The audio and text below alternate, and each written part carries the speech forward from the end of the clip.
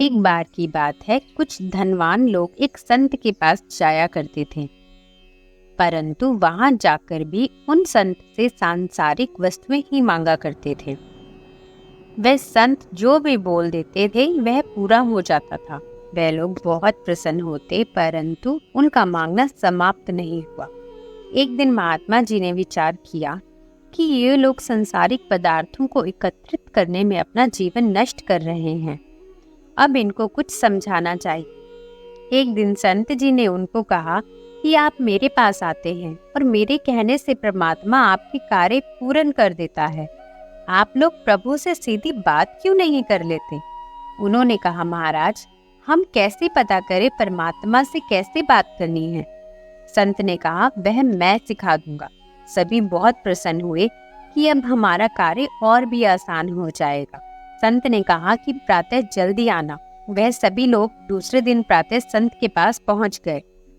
संत ने कहा कि आंखें बंद करके बैठ जाओ, परमात्मा से प्रार्थना करनी है। जैसे मैं बोलूंगा ठीक उसी तरह मेरे पीछे पीछे बोलना है। महात्मा जी ने बोलना प्रारंभ कर दिया। हे प्रभु, आप अंतर्यामी हैं। आप कृपा करके हमारी समस्याओं को समाप्त कर दो।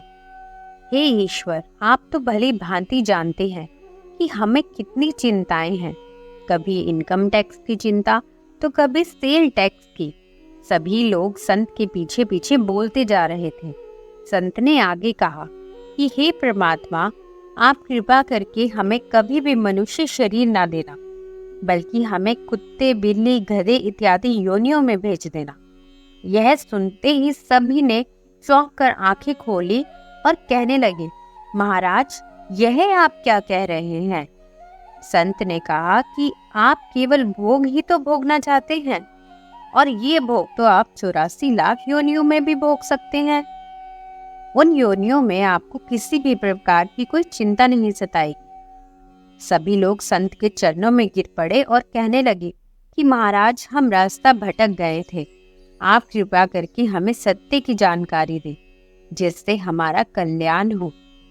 तब संत ने उन्हें ब्रह्म ज्ञान प्रदान कर ईश्वर दर्शन करवाया।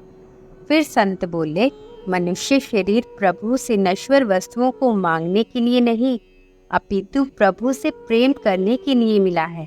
इसलिए मनुष्य तन प्राप्त करके भी यदि हम मांगते ही रहे तो यह ठीक नहीं, क्योंकि हमारी आवश्यकताओं के अनुसार तो प्रभु ने हमें पहले ही दिया हुआ है। जीवन आपका और निर्णय भी आपको ही लेना है। धन्यवाद।